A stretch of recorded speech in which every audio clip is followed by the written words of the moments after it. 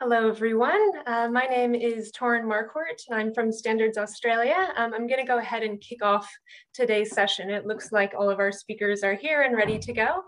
So it is my pleasure to welcome you to today's workshop as part of the ASEAN-Australia Digital Trade Standards Initiative.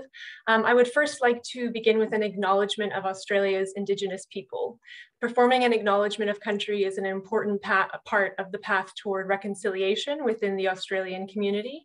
And as such, I would like to acknowledge the traditional owners of the Eora Nation, the Gadigal and Bidigal people, where the workshop is being hosted from today, and pay respect to their elders past, present, and emergent.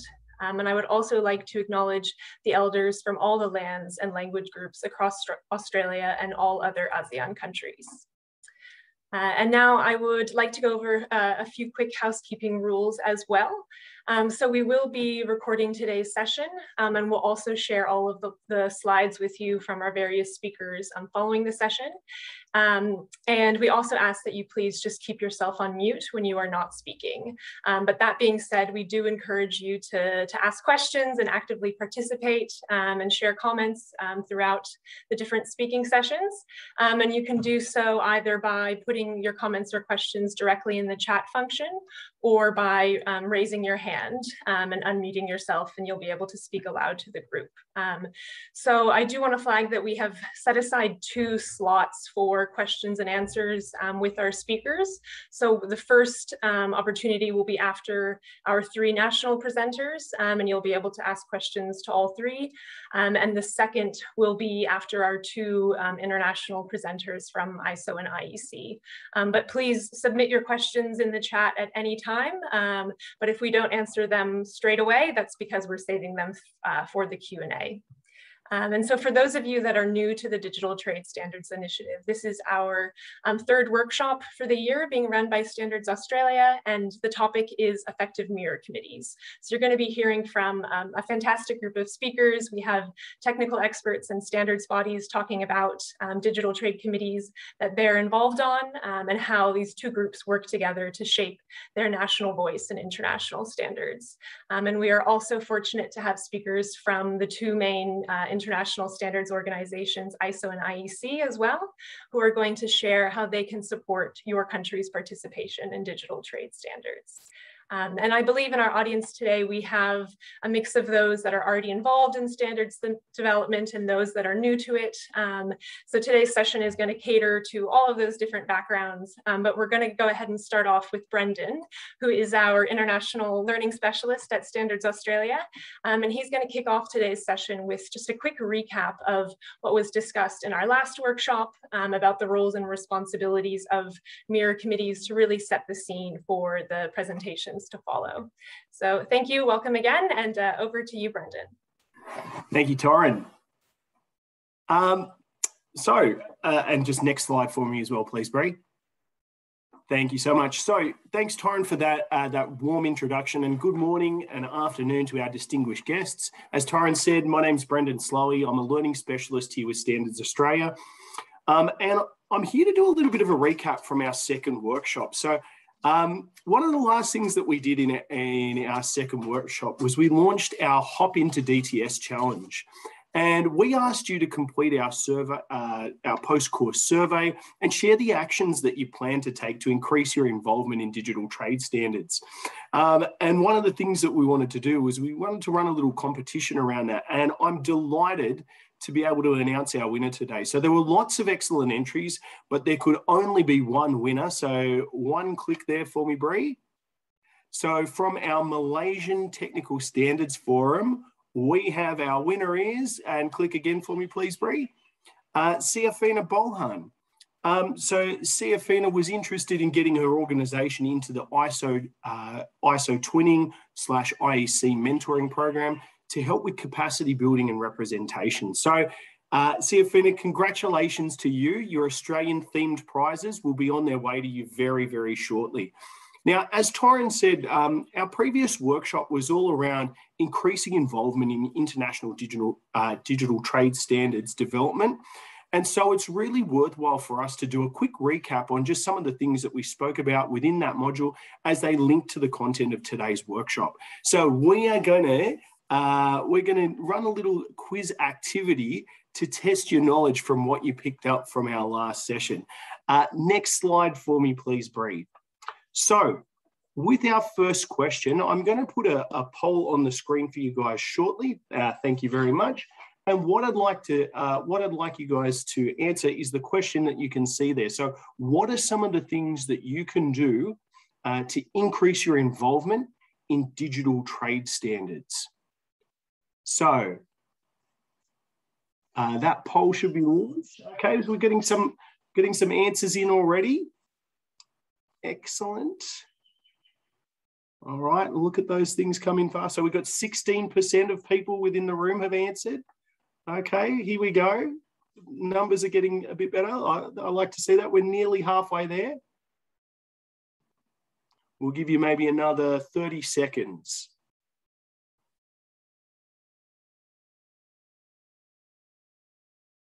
All right, we've just passed 50%.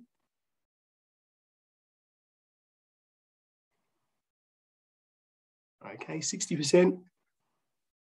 All right, 10, 9, 8, 7, 6, 5, 4, 3, 2, and 1. Okay, we'll end the poll there. And let's have a look at just some of the options that we have here on screen. So when it comes to getting more involved, so we had over 60%. So our two leading comments there: attend virtual committee meetings and comment on draft standards. Excellent. Taking part in the ISO twinning or mentoring, IEC mentoring program. Excellent. Upgrade your type of your NSB's type of membership. All right, and then contacting ISO or IEC directly and asking to be involved. So let's take a quick look at the answers that we have up there. So the correct answers that we had. Next slide for me, please, Bree. Thank you so much. Attending virtual meetings, as we said, and even if this is just as a for information only member, commenting on draft standards, taking part in the twinning and mentoring programs, and upgrading your membership. Now, we didn't have any votes for other, so that's all right. Let's move on to the next question then. So next slide for me, please, Bree. All right, so we're going to run our second poll question right now. So we want to know which of these is not the responsibility of a National Mirror Committee. So let's launch that poll. All right.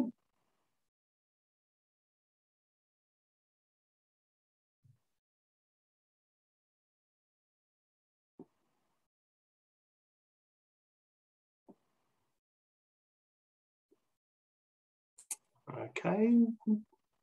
About 20% of the vote there so far.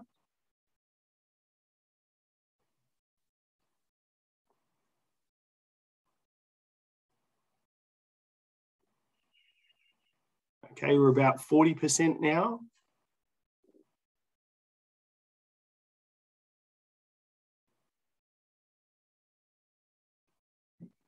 About halfway. Give you another 20 seconds.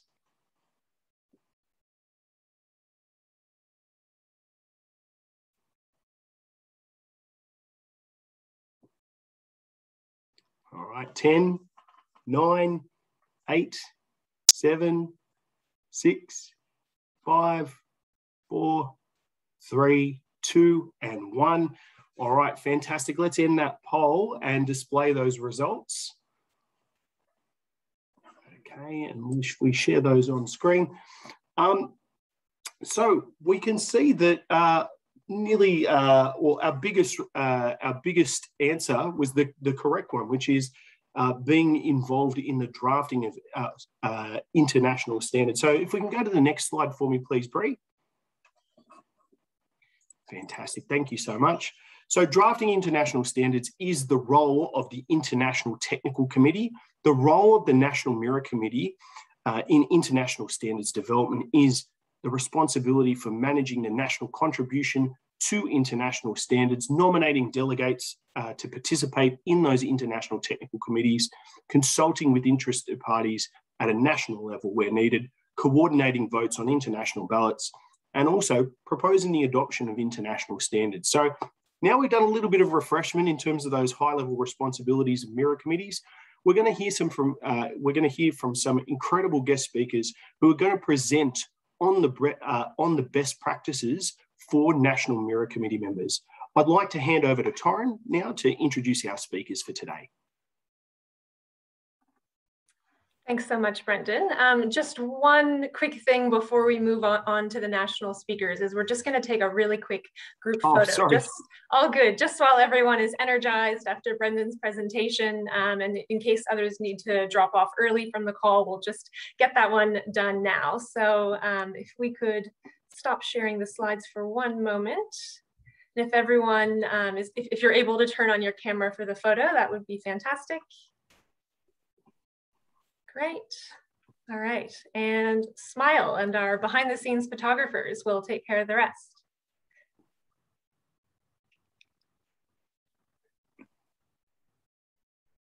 All right. And maybe one more.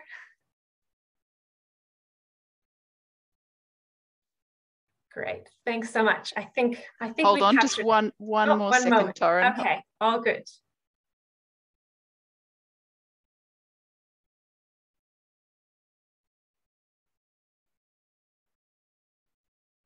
Okay, I think we're good to go. Thank you, everyone. And we can go back to the slides. And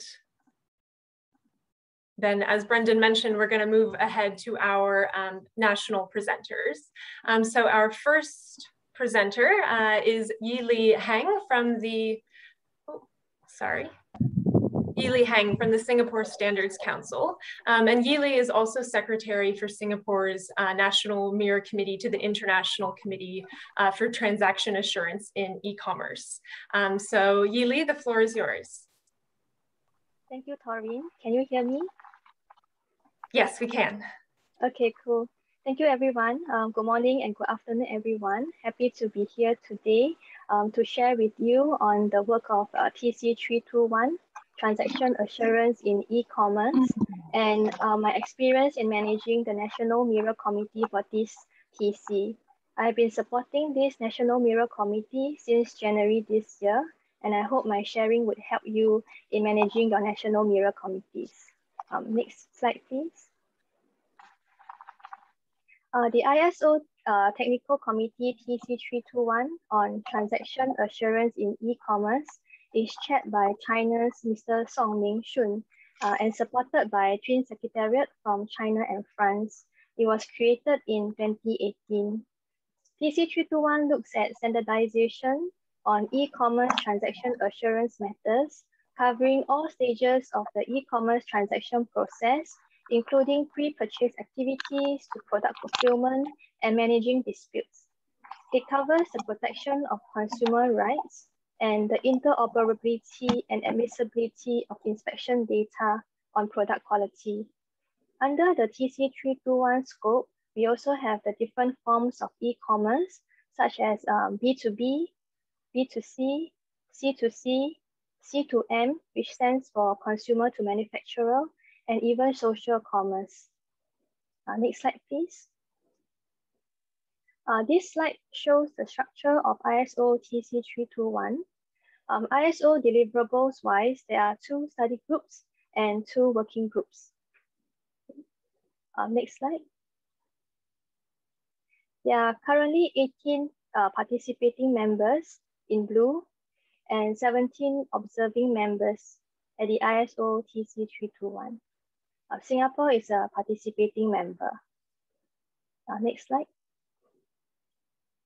There are currently 3 ISO deliverables under development at ISO TC321, namely CD32110 on terminology, CD32111 on principles and framework, and a survey by study group 1. Both CD32110 and CD32111 are foundation standards. The terminology standard defines the e-commerce mode, interested parties, and the e-commerce transaction process. By establishing consensus on the terminology, it could help businesses reduce the cost of disputes, especially for cross-border e-commerce, when each country may have their own terms and definitions. The Principles and Framework Standard outlines the roles and responsibilities of e-commerce stakeholders when met with situations such as refunds, slow delivery, counterfeit goods, and false marketing.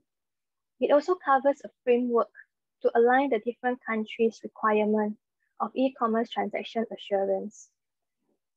These two standards are led by China. The third deliverable is a survey that is led by Singapore, and this survey is intended to understand the current e-commerce landscape of member countries, especially in light of COVID-19 and the trend of sustainability. And SG1 is to recommend standardization topics that may address the most pertinent issues identified. The survey would be implemented later in the year. Next slide, please. Drafting standards is a team effort comprising individuals from different backgrounds with different perspectives and concerns. They come together to closely examine the contents of the drafts and reach a consensus that everyone is comfortable with. Before member countries can have consensus at ISO, among the local stakeholders, there should also be a national stance. The National Mirror Committee does exactly this role to contribute national inputs, national stand for the monitoring and participating in ISO work. Next slide, please. There are 3 key steps to managing national mirror committees. First and foremost is to form a suitable, manageable national mirror committee that is well placed to provide inputs to the ISO TC.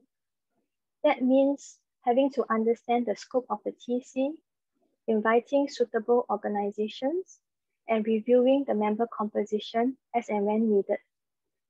After the committee is formed, the committee will focus on the ISO deliverables. The members would collectively decide which are the ISO deliverables that the committee wants to participate in. The National Mirror Committee Secretary would then register the experts at the ISO portal and provide regular updates to members on the work progress. Developing ISO standards should not be an academic exercise. As such, adoption of ISO standards is also important. The document should be one that the local stakeholders agree with and are willing to adopt it locally after the ISO standards are published. Next slide, please. How do we decide who should be involved in the National Mirror Committee?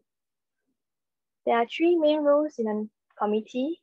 The first being the technical experts who will advise on the subject matter.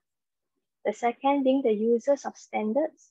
And the third would be the administrator or facilitator, which in this case is usually the national standards body staff. In the case of, for example, cleaning and hygiene standards, the technical experts would be the ones to advise on levels of cleanliness, how clean is clean, what are some examples of a good practice. They could be from the backgrounds of academia, professional bodies, product specialists, and consultants. The users of the standards are a little bit different. They are stakeholders that would be implementing the standard. That could be retail mall management, venue operators, food centers, and if accreditation is involved, the certification bodies. So they are the users of cleaning and hygiene standards. The secretary forming the committee may seek recommendation from known stakeholders or consult their parent committee for advice on the organizations to be invited. When forming the committees, there are some considerations to note. The representation of the committee should be fair and balanced.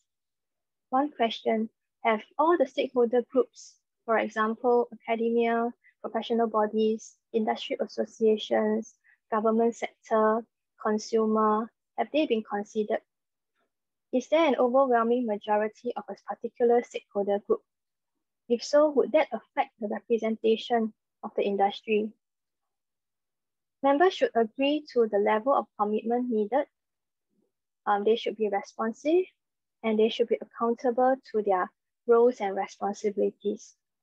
So the roles and responsibilities of National Mirror Committee members are usually provided when we invite the organizations to nominate a member. The size of the committee should also be manageable. In Singapore's case, we range from 20 to 25 organizations. Having too few organizations may limit the representation of the stakeholder group, but we also refrain from having too large a group as they may slow the work down. Okay, next slide, please. After the committee is formed, it will collectively decide on a national stance. For example, should Singapore actively participate in the drafting of the standard? If so, who should be the national expert? The national expert will convey both his or her individual inputs as well as the committee's inputs. The committee may decide to instead monitor the work as an all member, observing member, and only provide comments when necessary. It is also important that members are aware of the ISO project timelines so that they can plan their schedules ahead. All our members are volunteers, so making things easier for them to contribute their inputs would help with the commitment.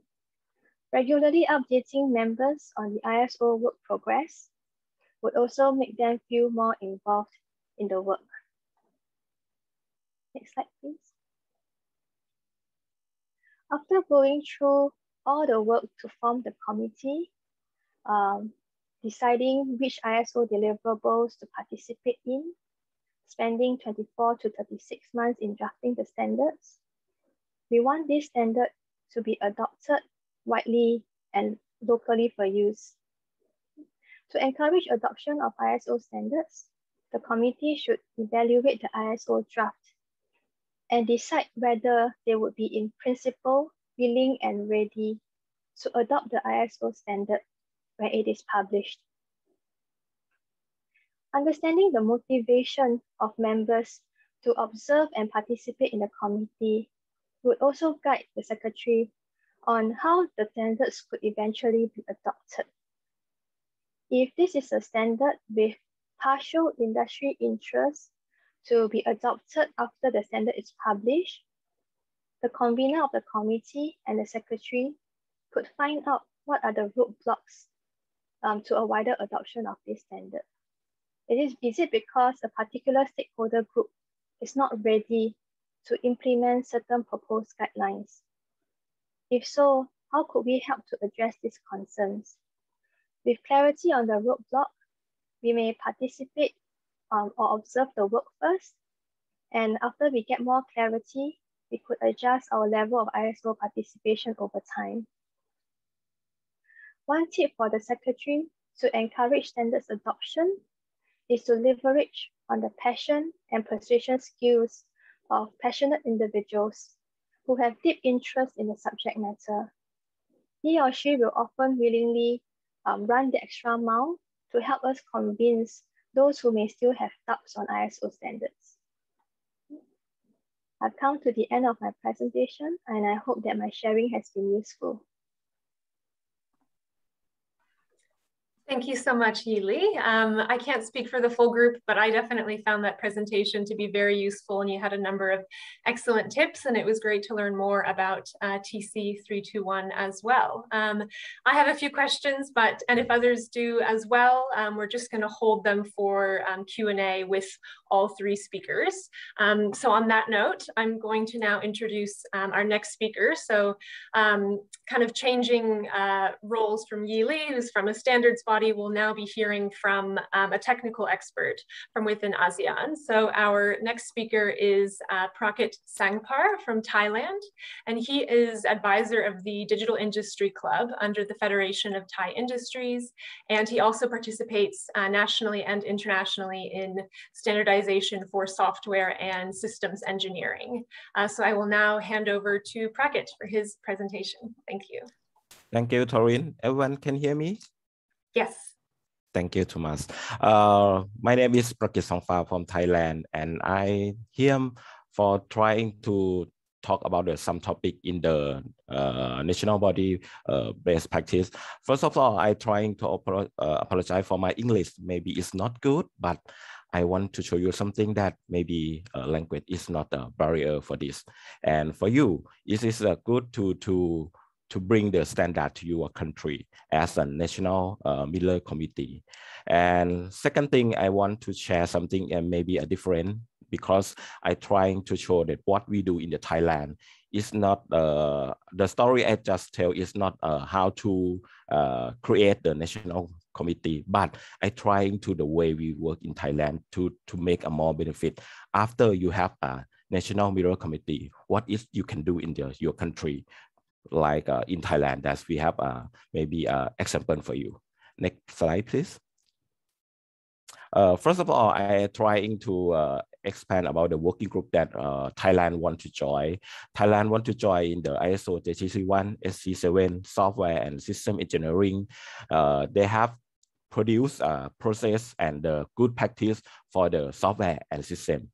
So if you have industry of the software, industry of the system engineering, you use some methodology in the digital field in your country, this is a working group that focus in your software company, focus to trying to make a good product and good process for the standard. This and the working group that Thailand want to join is a working group 24. It's a system and software standard for very small entity. The wording very small entity or the VSE did the naming that they give that for the people that's at least about maybe about 25 people in the company. There is very small than the SME. In Thailand, we forgot that this population is the most of all company in Thailand. So we trying to make them in a good process, have somehow find a way to have a good way to do in the process in their company. Most of them have maybe small and they try to produce the software, try to create the software product and so on. So they need something to make them maybe more processable, more benefit in the how they engage the process. So we need the ready to use process. Ready to use process. This is mean that maybe something that me useful, and for the company they very small to understand the big picture of the process. So they're trying to use the process that familiar and make it very easy them to understand this. Second, please. Next, please. And in Thailand, we trying to focus on the working group 24 as a principle in Thailand to join as a national Miller committee and work with the ISO level. We exhibit the working group 24. Thailand is one of the national that exhibit this working group in the 2005. We have Mr. Thanin Uttayanaka as a Thai delegate, as a convener of the working group since last year. And we trying to create the standard and technical report for the VSE to help them improve the process. When we work with the ISO level, we work with two parts. One part is as a member of the technical committee, and one part is a national Miller committee trying back to bring the result learned from the ISO level to our country. We declare 29110 as a national standard in Thailand. This is the baseline for every software company. If they want to join us in the procurement of the government, they must pass certification of the 29110. 29110 is a ISO standard that's produced from the working group. This is a standard for the process of the small company to create and management the software project and the service project. And governance enforce SME and VSE to use, like I say, for procurement in the software and digital service project. And every year, governance receive the funding from the government to us, maybe about 100 funding each year to support the VSC, the SME company, to make a training, consult, and certification of the 29110 program. And now we have used as a 2910 as a criteria for the private sector also. And we're trying to tell them that 29110 is a very useful standard, very useful ISO. We try to develop industry competence, not to regulate them. Next slide, please. In Thailand, we're trying to build a roadmap for the support, bring the ISO standard to our country and create a roadmap to support 29110. And I think this roadmap may be applied to other digital trade standard, because when you join the national committee, join the ISO level and bring into national committee, they need a lot of things to do to make this standard is well known, to make it standard is a youth in the industry. As I expect, advisor of the Federation of Thai Industry, I try to use this standard to become like engine for the industry to make growth for them. First of all, you must indicate value of standard, which standard that's suitable for your industry. Some standard is maybe too big, some standard maybe is focused in different domain. So you find which standard is valuable. And the second thing, you must create the driving factor. The driving factor is a very important thing from you to create a approach of implement the standard in your country. The good driving factor must from governance to support, like a funding, and not only the funding, they give me some mechanism about to support the standard, the use of standard in the 29110. Like we have a program of take reduction. Back please, back my slide please. We have a 200 reduction for the program. That is from the governance to, if the organization that purchase the product from the company that pass 29110, they get a tax reduction. Or the period from the BOI. When you join, when you are foreign company to join in the Thailand, you must pass the BOI criteria, and when you pass the criteria, you get a privilege from the BOI. And for the one of the criteria for the BOI, for the foreign company that want to create a company in Thailand for the software and system field, this is they need to pass certify of the 29110. And you can use this driving factor for apply in the innovation list. The innovation list is like a mechanism that we create to, if they want to have a fast track procurement with government, they must pass 29110. The government in the list see you in the first that, oh, you pass the 29110, so you we have a privilege for you to get a more point in the procurement methodology. And if you also join the Federation of Thai Industry too, you must pass the certified of this standard. So this is an example of the driving factor that we're trying to create for governance, for support. And the second thing, when you have a driving factor, you can provide a private sector awareness and stakeholder engagement to use this standard. And when in Thailand, we have at least 500 companies to join this, to get the certified this 29110. So most of them trying to sell something, sell software projects, sell software product, sell service, digital service to governance. So in Thailand, we know as 29110 as a criteria for software company.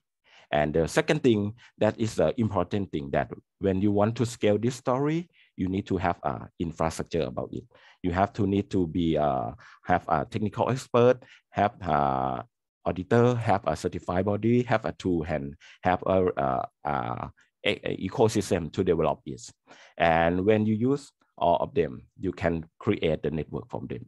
So in the national accreditation system, we can create and make them a benefit of use of the standard and feedback them to the ISO level that trying to analyze the ROI. Okay, next slide, please. The last slide. And the last thing I want to show you that we're trying to tell you about the benefit of create the Miller committee and become a technical expert with the ISO level. First of thing that when you join the ISO level, you can input you need to the ISO level. In Thailand, we're trying to find the standard that's suitable in the small company, because most of our industry has a very small entity, so that they need specific standard to improve them.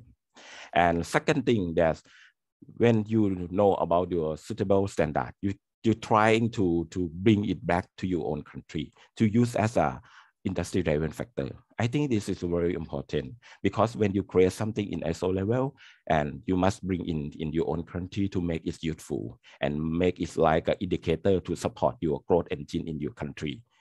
In Thailand, we're trying to make a growth engine in the digital field. So I think it's a good way to do the standard to input it. And the third, that I think we're trying to link it between the private sector. I from the Federation of Thai DC is like a private sector. We are represent of the industry in the Thailand. We're trying to make a connection with the regulator like a TC, Thailand Institute of Standard. This is a linkage between us. So we can input some requirement from the private sector to government.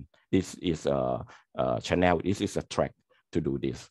And the last thing I want to tell for the expert, as the individual expert, when you join as a National Miller Committee, as a technical expert, when this story is going up, you become maybe a consult or auditing for standard in your own country.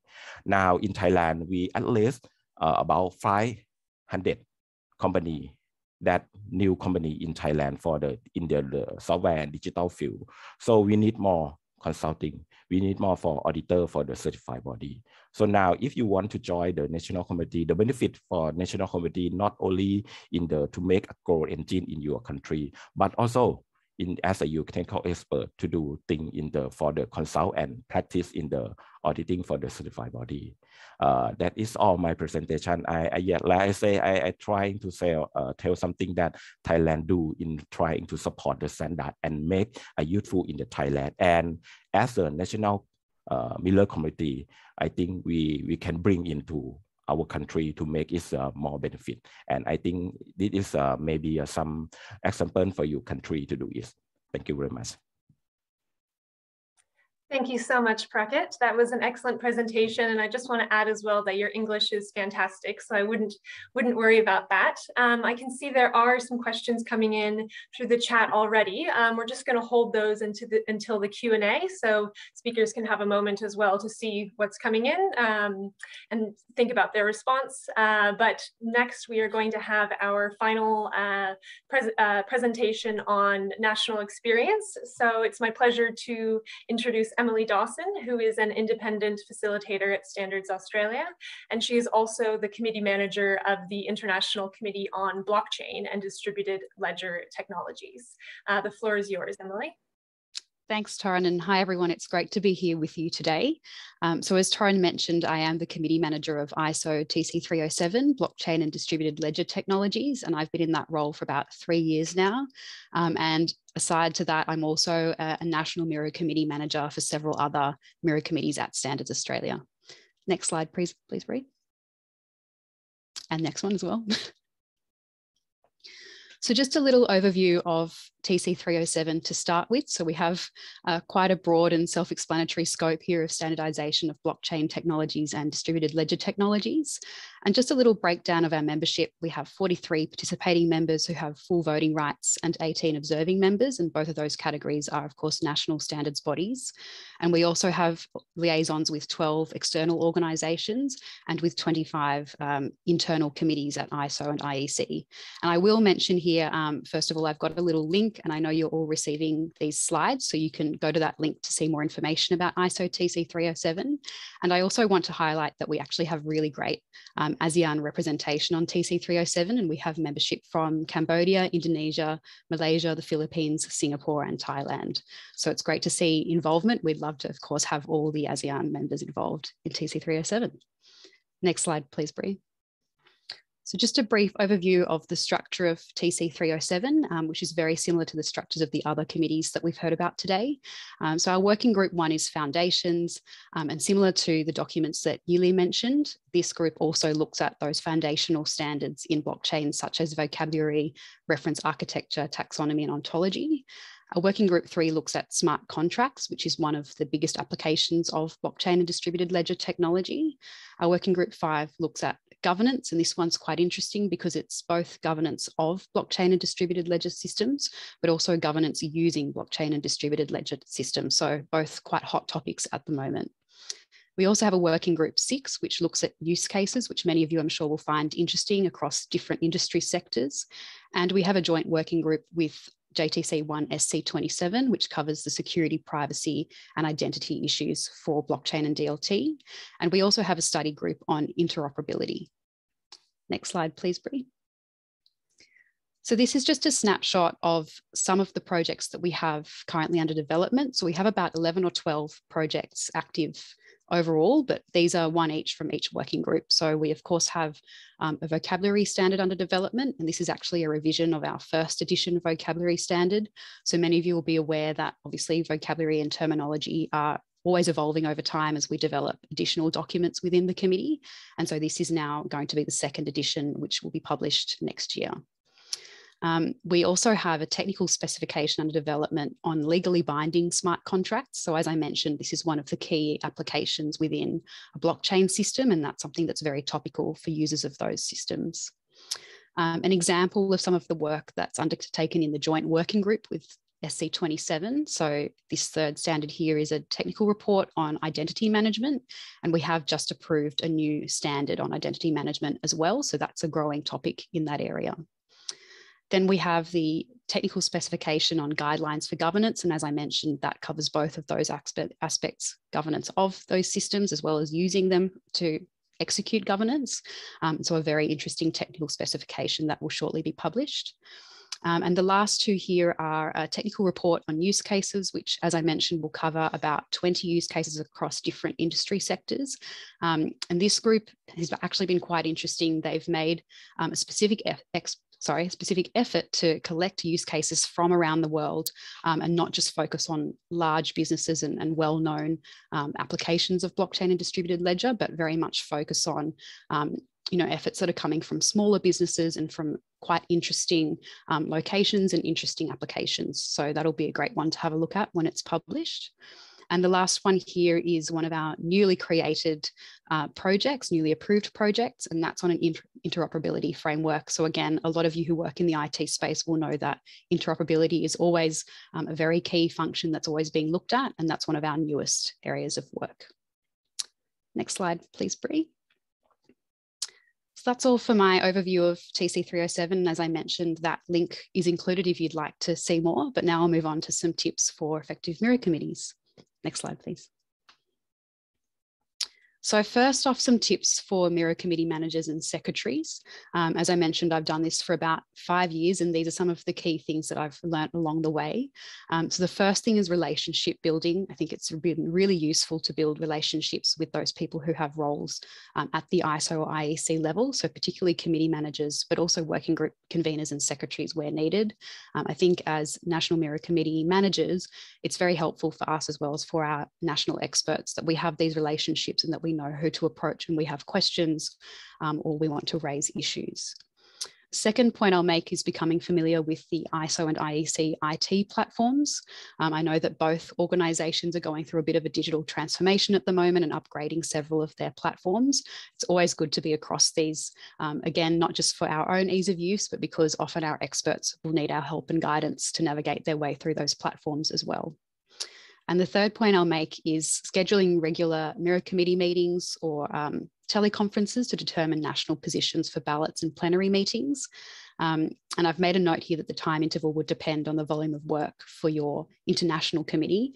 But one thing I have noticed is, especially for some of those larger ISO or IEC committees, they can often have several ballots opening and closing per month, as well as several international meetings and working group meetings and things like that throughout the year.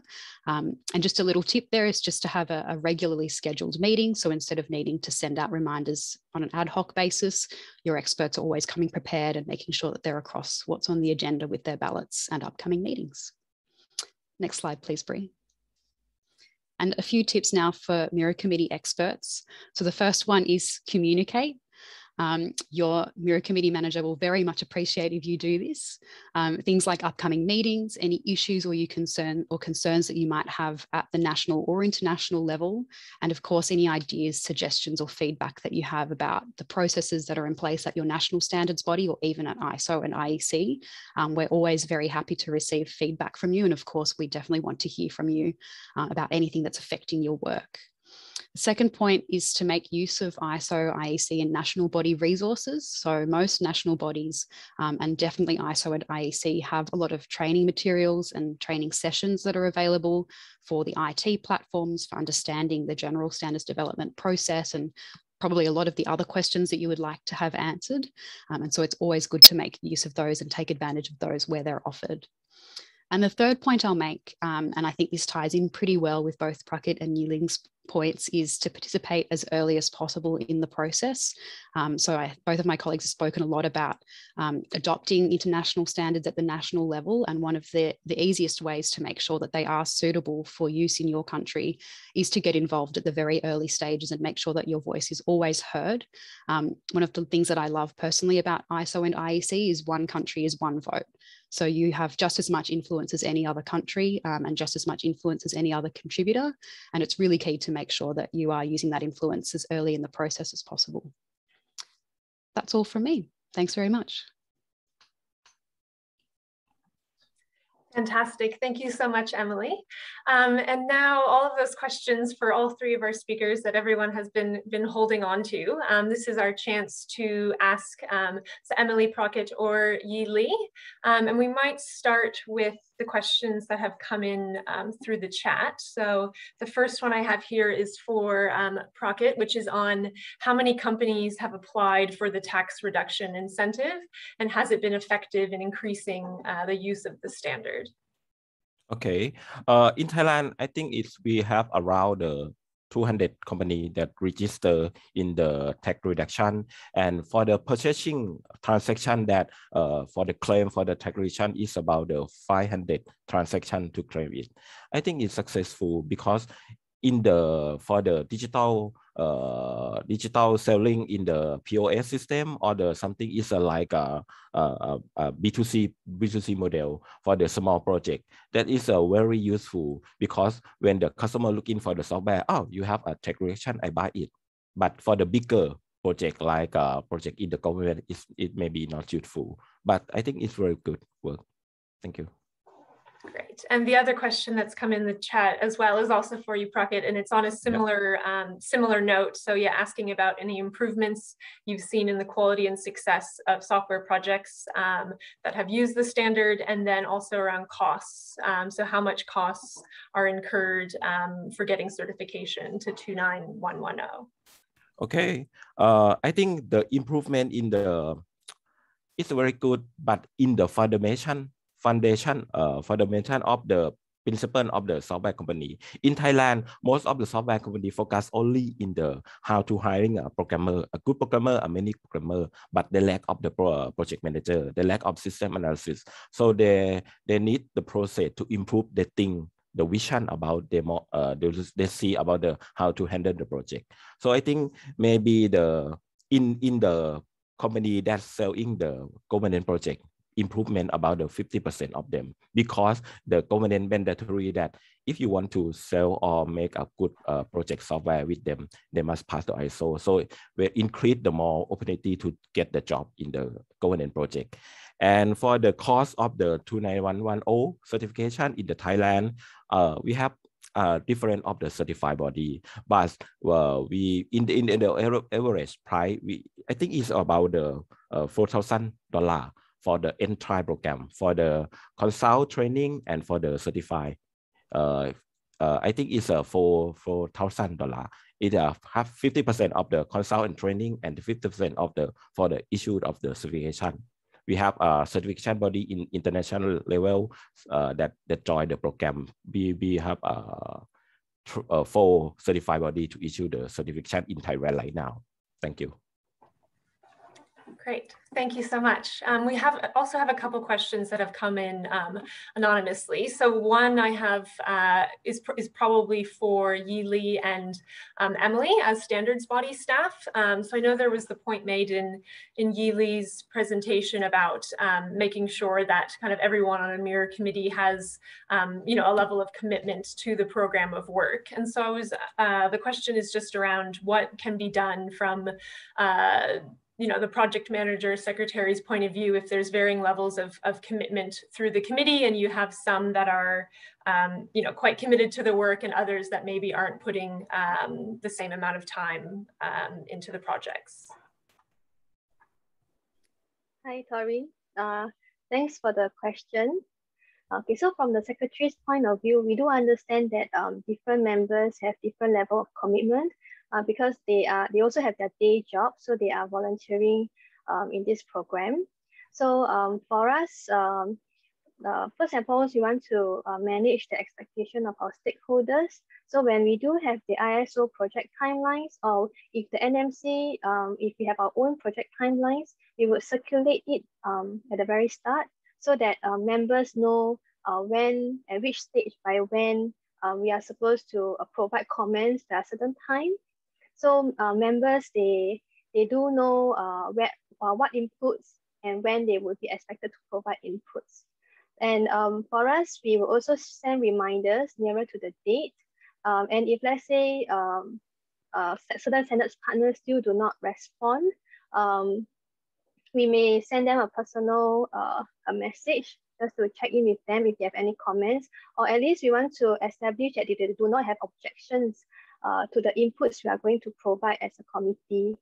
So, and besides that, at the start of the formation of the committee, when we invite the members, we also send them the terms of reference. So in the terms of reference, we do state that what are some of the roles and responsibility of members. For example, they need to be responsive when they receive requests from the secretary. And we also inform them of the estimated frequency if there are NMC meetings, or how often will there be the email communication. So I think it is important that we keep communicating with our stakeholders so that they feel involved. But at the same time, we do not want to burden them with too many emails or too many meetings. So I think it's good that right from the start, we have a certain project plan, and then that would help with their commitment. Great, thank you. Emily, I'm not sure if you had anything that you wanted to add. Yeah, I totally agree with everything that Yi-Li said. The one thing I will add is that you can use the structures that are allowed within your own national body's processes to help with sort of spreading the load of the work. So for example, at Standards Australia, many of our mirror committees also have a working group structure that might reflect the working group structure of the relevant international committee. And that way, those experts who'd like to be more actively involved can target their work towards those specific areas or projects that they're the most interested in. And the main committee focuses much more on looking at ballots, and they'll take recommendations from those same working groups. And that helps a little bit with knowing that there are relevant experts for each topic, and the main committee members don't necessarily have to look at every single document and be across every single issue, and they'll receive recommendations from those subject matter experts. Fantastic, thanks, Emily. I'm just looking at the time. We've had 2 more questions come in, and I think we'll have to cap it there before we move on to our next group of presentation. So the first one is for Prakit. There's 2 parts to the question. The first is if ISO IEC 29110 Part 3-3 on certification requirements, if that standard is suitable for AI-based software. And the second question for Prakit is if there's a testing standard in this certification product for software engineering products. Okay, first of the question, 29113-3 is a scheme for the certified body to get a certification. We trying to follow the certification scheme to make a certified for them. And for the other thing is like a testing, it's not testing in the AI or something. We have another annex maybe in the next year for the AI adaptation. We're trying to expand the software and system engineering that apply to other emerging technology like AI, apply the software project with AI. So we have another version of the standard to apply with them. Maybe in the next year, we release the draft version for this, or maybe the final version. I consult with the convener again. And for the second question about the testing, we have also the working group 26 to work with the software testing. So it means I didn't participate in the working group, but I know about that. We have another series of the standard from SC7 that talk about the testing software process. And for the product, I don't sure that we have a certified for the product too. But in the Thailand, we also the certified body that issue the certified for the software product for them for testing, but they use different way. It's not ISO standard. It's like a IEC standard. Okay. Thank you so much. And then our final question before we move over to our presentations from ISO and IEC is, does a National Mirror Committee have visibility over the drafting process undertaken by the International Technical Committee? And maybe to mix things up, we'll start with Emily. Sure. So they do in the sense that individual experts who are nominated to the relevant ISO group, whether it's a working group, subcommittee, or whatever other group developing the standard, they will be involved with the drafting process and they can then report back to their National Mirror Committee. But generally speaking, National Mirror Committee managers themselves don't have oversight over that process unless they also happen to be subject matter experts, which generally isn't the case. Thank you. If Prakit or Yili have anything they want to add, if not, that's okay as well. Hi, Yili here. For the National Mirror Committee on TC321, I do circulate the documents at the ISO, the working level. I do circulate the working documents at each of the study groups and working groups to the National Mirror Committees. Just to get a sense of whether they have any comments, feedback, or any objections to any of the content on the subject matter. At the same time, like what Emily pointed out, we also have experts at each of these working groups and study groups. So the experts themselves will have direct access to the working documents. Great. Thank you so much. And just in the interest of time, I'm going to have to cap things there. And as we move over to our next set of presentations, just to break things up slightly, we're going to do one more super quick poll. But this one, there is no right or wrong answer. So there's less pressure than the polls that Brendan had. So that should now be up on your screen, and it's just ahead of our presentations from ISO and IEC, just to get an understanding of what the current levels of participation are from those that are on our call today. So whether you're already involved at ISO, at IEC, potentially at both organizations, or on a JTC1, a joint committee between ISO and IEC, or some of you also might not be involved at ISO or IEC yet, which is, it would be great to have that understanding before we go into our next set of presentations. I'll just give it a few more seconds.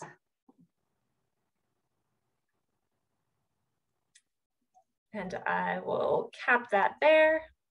So it looks like we have a good mix, but we actually have quite a few that are not yet involved at ISO or IEC. It's fantastic that we have that bit of mix in the room, and I think the presentations from the international organizations will really hit kind of both those points for those looking to get involved and for those already involved. So on that note, oh, sorry, I wasn't sharing those results there. On that note, if you could go to the next slide, please. And I will introduce our first speaker, who is Ika Permati Sari, who is the regional coordinator for the Asia Pacific region at ISO. And Ika also comes from many years working at Indonesia's national standards body, so she has great experience on both sides. So over to you, Ika. Thank you, Doreen. Can you hear my voice? Yes. Okay, thank you. Hello, everyone. Nice to meet you. My pleasure to be here today. My name is Ike. I'm the ISO Regional Coordinator for Asia and the Pacific at the ISO Central Secretariat based in Geneva. I recently appointed for this role since July this year, and I very much look forward to working together with colleagues in the region. Next slide, please. I will begin this presentation by giving you some updated background about ISO. Next slide, please. Established in 1947, ISO now has more than 22,500 international standards covering every sector and industry. We currently have 165 members representing every country in the world. Our members nominate their own expert to be involved in more than 300 technical committees that develop our international standards. Next slide, please. To name a few, these are some ISO's committees related to the digital trade standards. The previous presenters have explained much about TC 321, TC 307, and also ISO IC GTC1 SC7. Additionally, there is also TC 184 SC4 that develop ISO 8000 series on data quality that are essential for interoperability. And standards developed by TC 154 ensure data can interact and therefore electronic transaction can work. Next slide, please.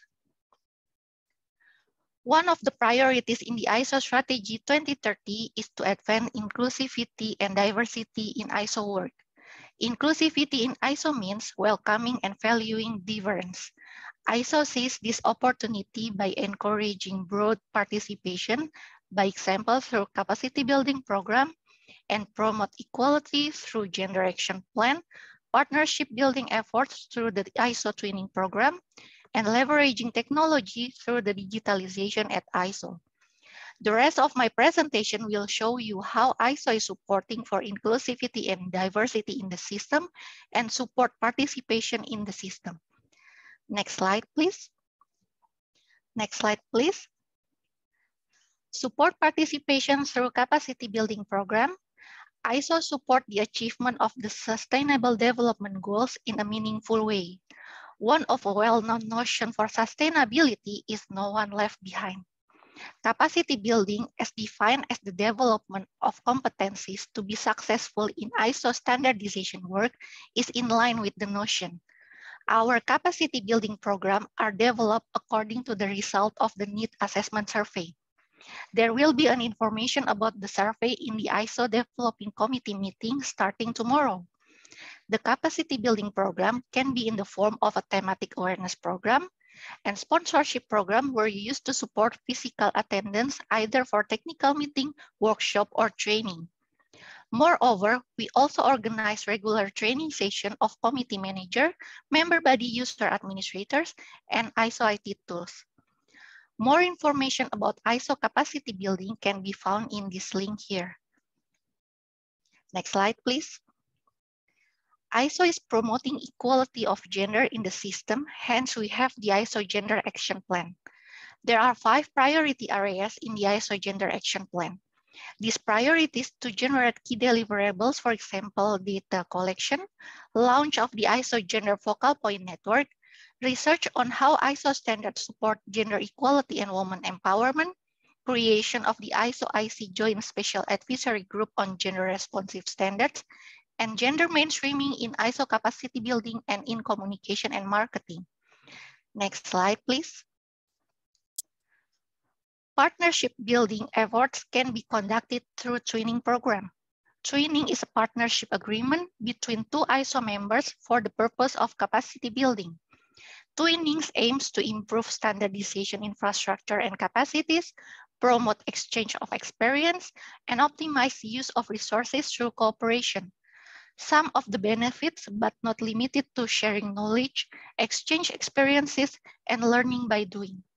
The type of arrangement can be between team members, chairs, conveners, and secretariats. Next slide, please. These are the principles for training. First is, it is voluntary in nature. And second, no formal expectation of financial support. Thirdly, it is flexible, based on mutual agreement between the leading partner and the twin partner. Fourthly, twinning arrangement shall not jeopardize the principle of one country, one vote in ISO. Lastly, commitment and support from the NSB are the key successful factor. Next slide, please. We acknowledge some challenges in conducting twinning. Based on experiences, members have been able to overcome the challenges. Overcome miscommunication and misunderstanding by clearly define the roles and responsibilities between the two partners. Overcome lack of IT and computer skills by including it as part of the collaboration plan of the twinning agreement. It could be, for example, the lead partner provides some training related to the use of IT tools in standards development. Overcome cultural differences by discuss expectation on both sides as much detail as possible. For example, how meetings will be arranged and how deadlines will be met. Overcome language barrier by taking further language training before a twinning arrangement is considered. Overcome insufficient financial resources by discussing on a case-by-case basis between the partners and also consider other resources. Overcome staff turnover by agreeing at the outset on the group of people to be engaged in the twinning arrangement. And these people commit to the role for the duration of the twinning arrangement. More information about twinning can be seen in the guideline here. Next slide, please. I will share with you on the ISO's work that support on digitalization, as we believe diversity and inclusivity can also be addressed through leveraging technology. Next slide, please. Firstly is the online standards development platform. ISO and IEC have developed a new OSD platform which aims at providing the technical community with a unique and harmonized platform for online standards development, from the preparatory stage through to publication. The platform as of July 2021 improved comments and comment resolution features, which will pave the ground for members commenting. You can access this link here for more information. Next slide, please.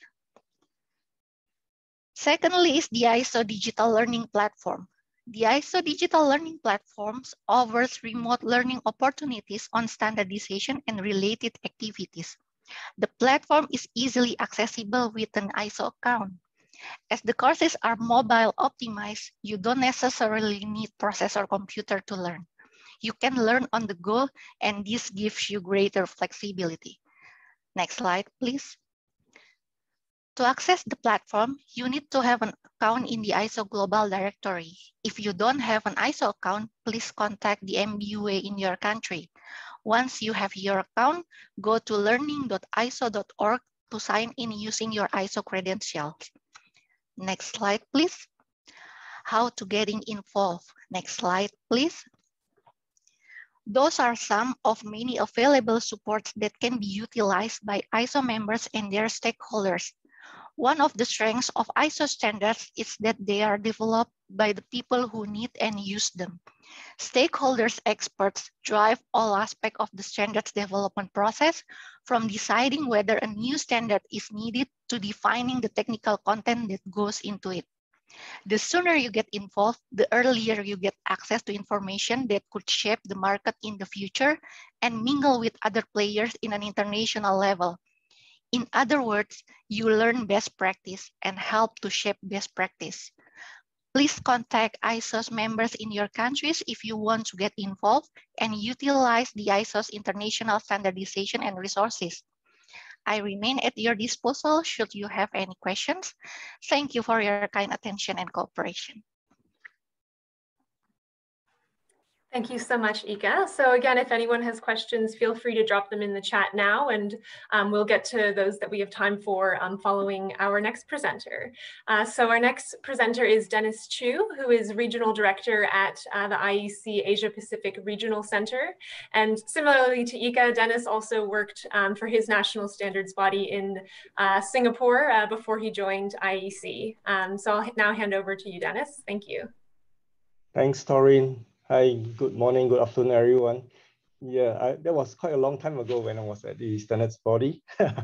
All right, good. Ika mentioned about the ISO and how they support the members and also on participation. I'll move on to the IEC. So next slide, yes. So the IEC has been around for a long time, actually. We have been around for more than 100 years. We were founded in 1906.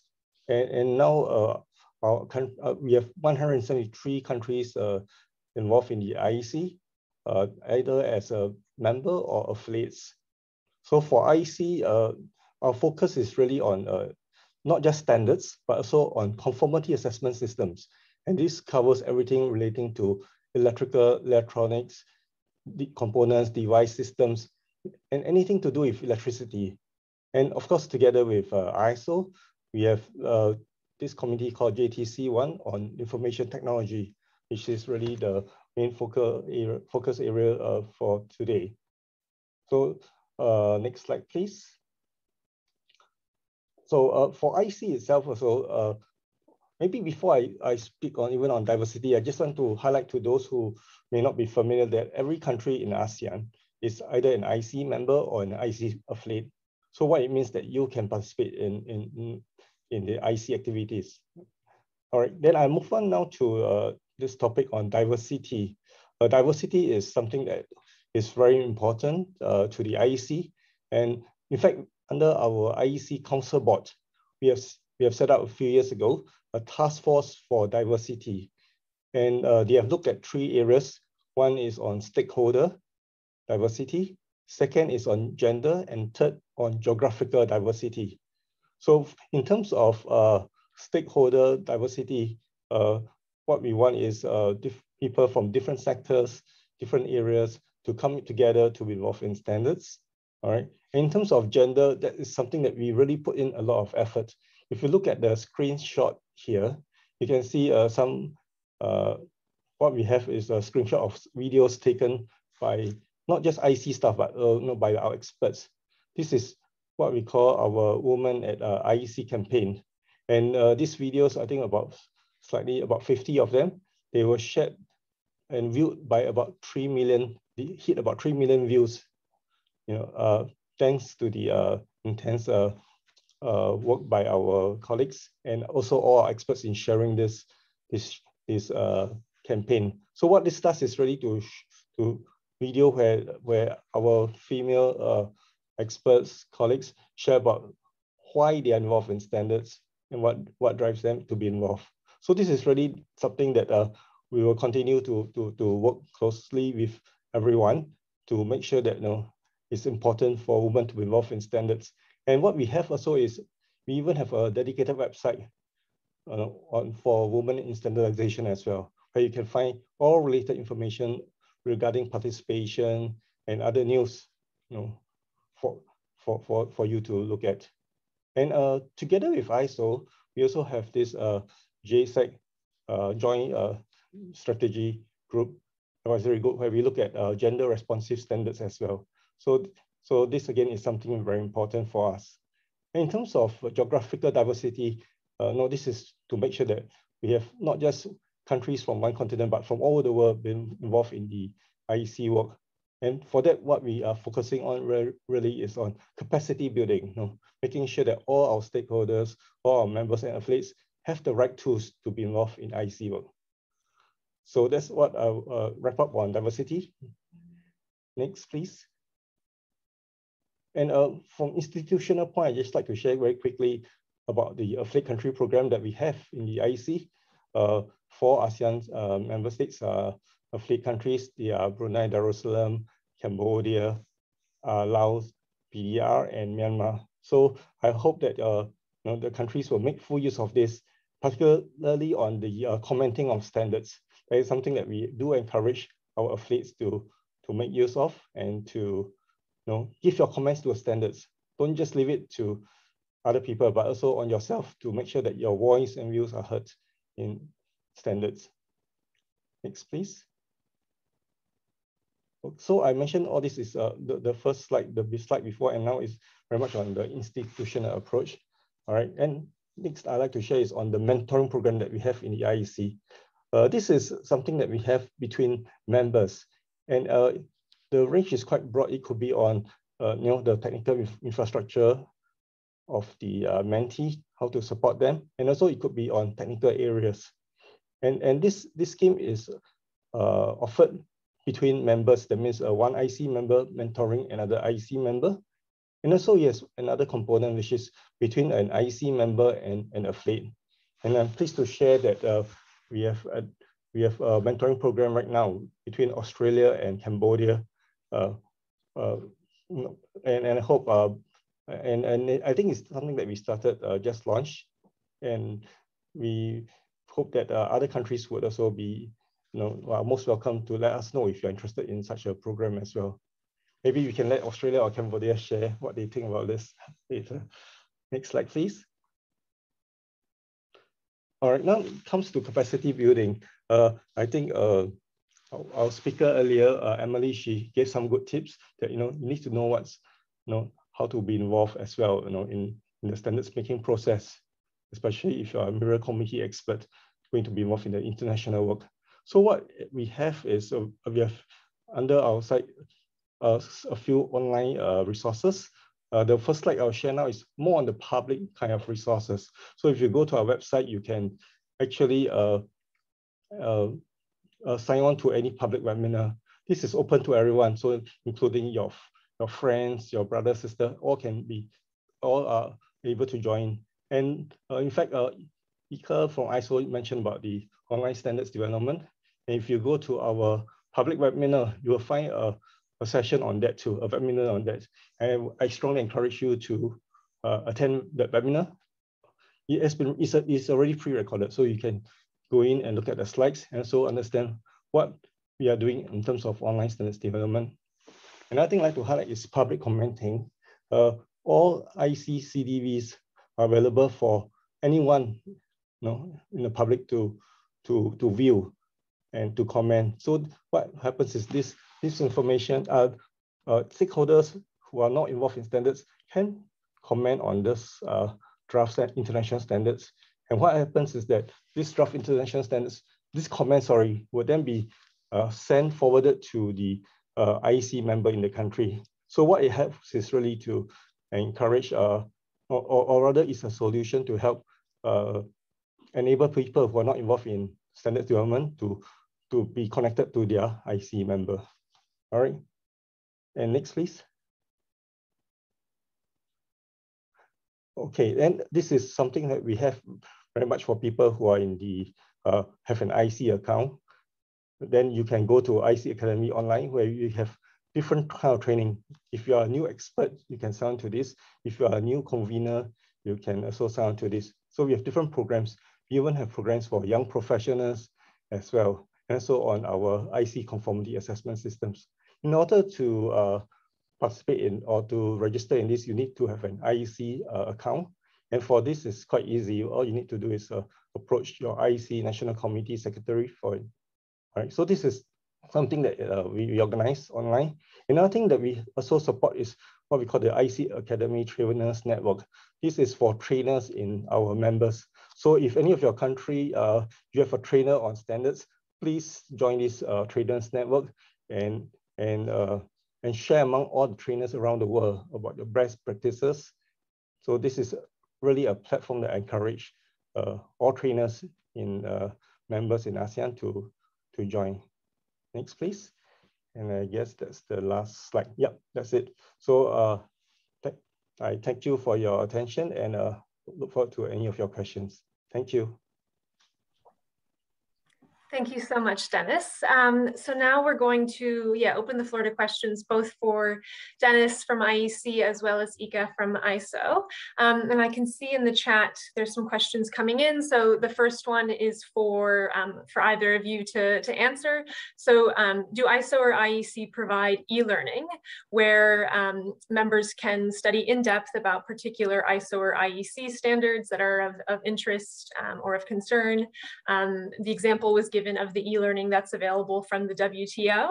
And if there is such a platform available, how can members participate? And if there is not, then would ISO and IEC take that into consideration? why don't we start? Oh, Dennis is going for it. This was, sorry. Yeah. All right. Okay, I go first. Thank you for the question, Ms. Aderina. So for the ISO e-learning platform, it is, as I said in the beginning, our capacity building program is developed based on the need. And we are gathering our needs in the survey that goes to members yearly basis. And for the tomorrow ISO developing committee meeting, there will be an information when the survey will be launched for this year. And I would like to invite you to submit the need of your countries for the capacity building in that survey. Because currently I'm aware that ISO digital learning platform is quite new, I would say. And currently we are developing on the first for the general topic in the standards development. So I think I agree with you that it is interesting topic to go to more thematic theme, and so that's why if it is really needed by the country, I would like to invite you to submit the need through the survey, which will be launched this year for the capacity building. Thank you. Thanks, All Ika. right. And over to you, Dennis. All right, thanks. All right. Yeah, that's a very interesting question. I mean, in IC itself, we got thousands of standards. I believe same for ISO too. So if we're talking about in-depth training on specific standards, I guess it depends. But maybe what I'd like to start off first is to share that under our public webinar series, we do have a webinar to introduce technical committees, right? What are the work they do, and how it may be important to you. And in terms of the standards level, at the moment we have doing on a trial basis, what we call training on in-depth on certain standards. And but this is something that we are doing on a trial basis, and it's something that we work together with our expert and with our IEC member who is interested in it. It's something that is chargeable though. I think there's a fee to it. So this is something that we do at the moment. But of course, please do feel free to contact me if you have any needs relating to this as well, and we see if you have other solutions as well. Thanks. Thank you both. I just would add one point as well, just to notify participants that under the Digital Trade Standards Initiative, we're also working with our partners, Access Partnerships and the Australia APEC Study Center on a series of e-learning modules that will look specifically at digital trade topics. So that's something else that might help address this challenge that you raise, Adarina, but that is an excellent question. So thank you. I'm not seeing any other questions in the chat, so I might throw one to this. Again, will be both to Dennis and to Ika. Maybe we'll start with Dennis on this one. So when we ran that poll before your presentations, you would have seen that there's quite a few participants on the call today that are not yet involved at ISO and IEC. So I guess what would be, for somebody that is looking to get involved but hasn't been involved to date, what would be kind of your advice on the best way to approach that, who they should be speaking to, that sort of thing? Thanks, Torin. I guess the first person you should speak to really is your IEC member in your country, yes. So they are really the first point of contact. They represent all their national interests in IEC activities. So they will be the first point of contact, and then from there, they will be able to introduce you more about the program and what you could be involved in. Thanks. Thanks, Dennis. Maybe just to add on, if you go to the IEC website, all our members are all listed there, the dashboard with all the contact details as well. Right. Thank you. Did you want to add anything, Ika?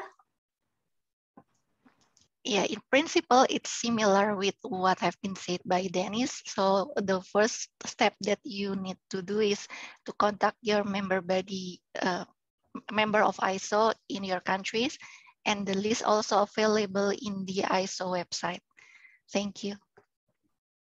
Great. And I would just add, if there's anybody on this call, that isn't familiar with their standards body, I would be, we'd be happy to help make that connection and put you in contact with the right person too. So please do not hesitate to reach out. I'll just check if there's any hands up, any other questions coming in through the chat. I think we might have time for one more question. No, I guess I'll throw one more final question then to both presenters. So I mean, as we all are facing COVID-19 and the ongoing challenges, I mean, a topic like digital trade is more important than ever before. And I was just wondering if you could briefly comment on kind of the changes that you've seen in participation from developing countries, from different countries around the world, as the standards community has had to adapt to working virtually. And maybe we'll start with Ika. Yeah. Thank you, Thorin. Yes, I would say that I see an increasing trend in the participation from members of ISO in the technical work, because now they don't need the financial means for traveling to attend the technical meeting, and they can do it virtually. And there is also, we notice the challenges with the virtual meeting, because it is an international standard that is developed. So in some part of the world, it may be easier to participate because it is in their working hour, but for some part of the world, it can be challenging because it is not outside of their working hour, and sometimes it is in really midnight. So the strategy is usually there is a rotation in the meeting, and the meeting itself, it's not like holding like when it is physical, like from 9 to 5, but it is sometimes maximum 3 hours every day. So that's why the meeting is flexible, and then every round of the meeting, it will be held in the same time, and then the next round of the meeting time will be changed, so it can accommodate all the time zone. So, yes, that's about the participation in the ISO. Thank you. Thanks, Ika. And Dennis, over to you if you wanted to add anything. Yes, we have a similar experience as well. Indeed, we see more participation, especially from developing countries in our meetings. And as Ika mentioned, there are some constraint, especially with regard to time zone.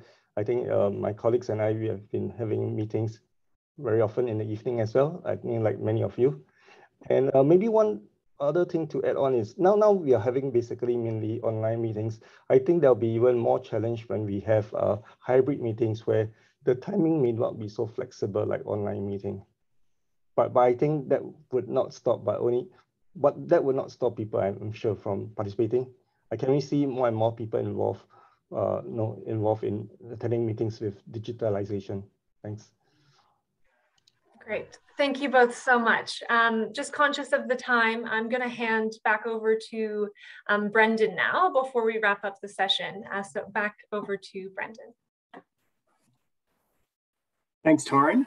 I'll make this really quick, guys. So today our workshop's been themed around the responsibilities and behaviours of effective mirror committees.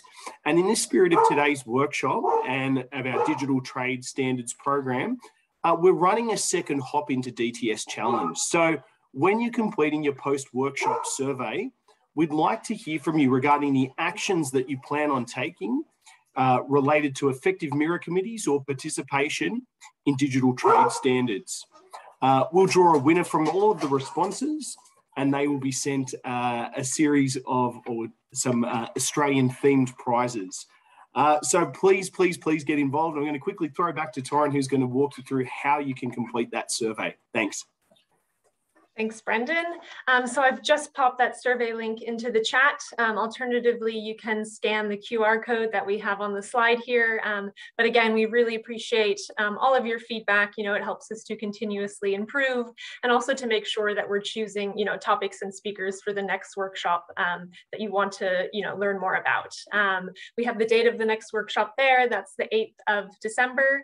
And then to keep us on time, I would just like to finally thank all of our excellent speakers, fantastic discussions today, as well as thank you to all of our attendees. And as I said at the start, we're also going to be sharing all of the slides shortly as well. And thank you and enjoy the rest of your day. Thank you, everyone. Bye-bye. Take care. Stay safe. Yes, thank you. Bye. Thank you, everyone.